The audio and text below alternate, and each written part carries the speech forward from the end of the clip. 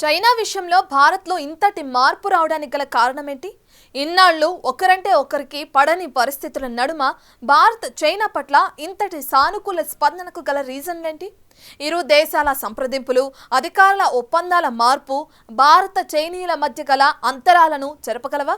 ఇరు దేశాల ప్రజల్లో ఇప్పటి వరకు నెలకొన్న ద్వేషాభిమానాలను ఇవి సరిచేయగలవా? భారత చైనా టూరిస్టులకు వెల్కమ్ చెప్పడంపై భారతీయుల స్పందన ఎలాంటిది?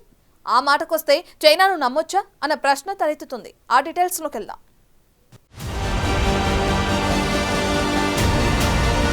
భారత్ కి చైనా పర్యాటకుల రాక పట్ల పలువురు హ్యాపీగా ఫీల్ అవుతున్నారు. హోటల్ యజమానులు, గైడ్లు, టూరిస్ట్ ఆపరేటర్లు మాత్రమే కాదు, ఇరు దేశాలకు చెందిన సాధారణ ప్రజలు సైతం సానుకూలంగా స్పందిస్తున్నారు. హాంకాంగ్ కి చెందిన ఒక చైనా హాస్యనటుడు ఏప్రిల్లో తన సోదరి వివాహం కోసం భారత్ సందర్శించడానికి వీసా బుక్ చేసుకున్నప్పుడు అది వీలు కాలేదు. దీంతో ఆయన తీవ్రంగా కలత చెందారు. ఆ టైంలో తాను తీవ్రంగా నష్టపోయానని అంటారీ చైనీ కమీడియన్. ఒక సమయంలో వీసా కోసం తాము వివాహం చేసుకోవాలనుకున్నా, ఇప్పుడు వీసా ఫ్రీ కాబట్టి వివాహాలు చేసుకోవాల్సిన పని లేదన్న జోకులు సోషల్ మీడియా వేదికపై పేలుతున్నాయి.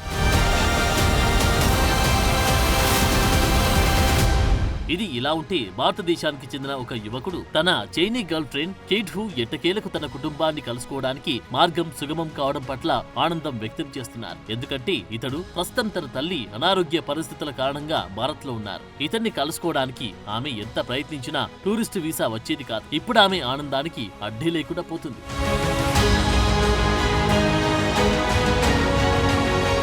భారత్ చైనా టూరిస్టులకు గేట్లు ఎత్తేయడంతో చాలా మంది ఇదొక మంచి విషయంగా అభివర్ణిస్తున్నారు. అంతేకాదు, భారత్ చైనా ప్రజలు ఎంతసేపు ఒకరిపై మరొకరు దుమ్మెత్తి పోసుకోవడమేనా, ఇప్పుడు తీరుబడిగా మాట్లాడుకోవచ్చు, చేసిన తప్పులేంటో తెలుసుకోవచ్చన్న మాట వినిపిస్తుంది. అంతేకాదు, పాండాలను చూడ్డానికి చైనా వెళ్లేందుకు తమకు ఇంతకాలానికి అవకాశం లభించిందంటున్న వాళ్ళు లేకపోలేదు.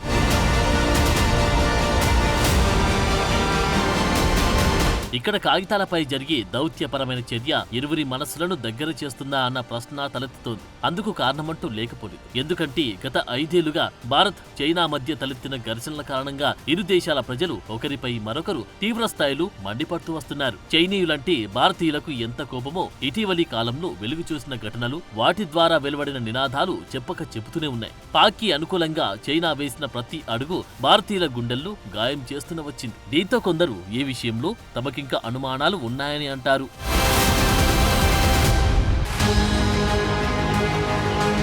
గత అక్టోబర్లో రష్యాలో జరిగిన బ్రిక్స్ శిఖరాగ్ర సమావేశం సందర్భంగా చైనా అధినేత జిన్పింగ్ భారత ప్రధాని మోడీతో సమావేశమైన తర్వాత ఇరు దేశాల మధ్య సంబంధాల పునరుద్ధరణ అంశం తాజాది. జనవరిలో భారత్ చైనా మధ్య వాణిజ్య విమానాల్లో పునఃప్రారంభించడానికి అంగీకారం కుదిరింది. గత 5 ఏళ్ల కాలంలో తొలిసారి పశ్చిమ టిబెట్ లోని కైలాష్ పర్వతం, మానస సరోవర్ కి భారత యాత్రికులను పంపడానికి ఒప్పుకుంది చైనా. ఈ నెల ప్రారంభంలో భారత విదేశాంగ మంత్రి ఎస్ జయశంకర్ బీజింగ్ లో చైనా విదేశాంగ మంత్రి వాంగ్ యీని కలిశారు. ఈ ఇద్దరు ఇరు దేశ ప్రజల సంబంధాలు మెరుగుపడడానికి ప్రయత్నించారు. చైనా సానుకూలంగా స్పందిస్తున్నట్టు విదేశాంగ శాఖ తన ప్రకటనలో తెలియజెప్పింది.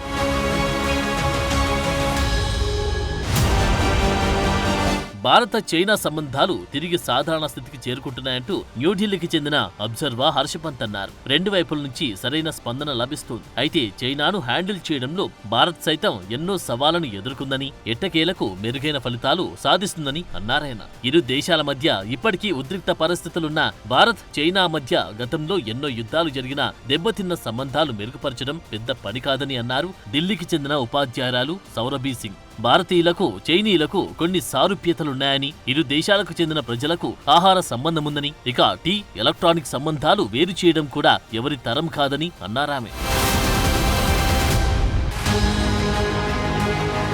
భారత్ చైనాలను తిరిగి దగ్గర చేస్తున్నది మాత్రం అమెరికాయేనని అంటున్న వారు లేకపోలేదు. ఈ మధ్య కాలంలో యుఎస్ ప్రతిదానికి ఈ 2 దేశాలతో పేచీ పెడుతూనే ఉంది. భారత్ చైనాలతో అమెరికాకు ఎన్నో అవసరాలున్నాయి. కానీ ఇవేవీ లెక్క చేయకుండా యుఎస్ పదే భారత చైనా వ్యతిరేక చర్యలకు పాల్పడుతుంది. ట్రంప్ 2 దేశాలను శత్రువుగాని చూస్తున్నారు. ఈ 2 దేశాలను ఎలాగైనా సరే దెబ్బ కొట్టాలని భావిస్తున్నారు. దానికి తోడు చైనా కూడా పాకిస్తాన్తో ఉన్న ఆర్థిక కారిడార్ వంటి వాటిని కాసేపు పక్కన పెట్టి భారత్తో చెల్మి చేస్తే ఎలా ఉంటుందో పరిశీలించే పనిలో పడింది.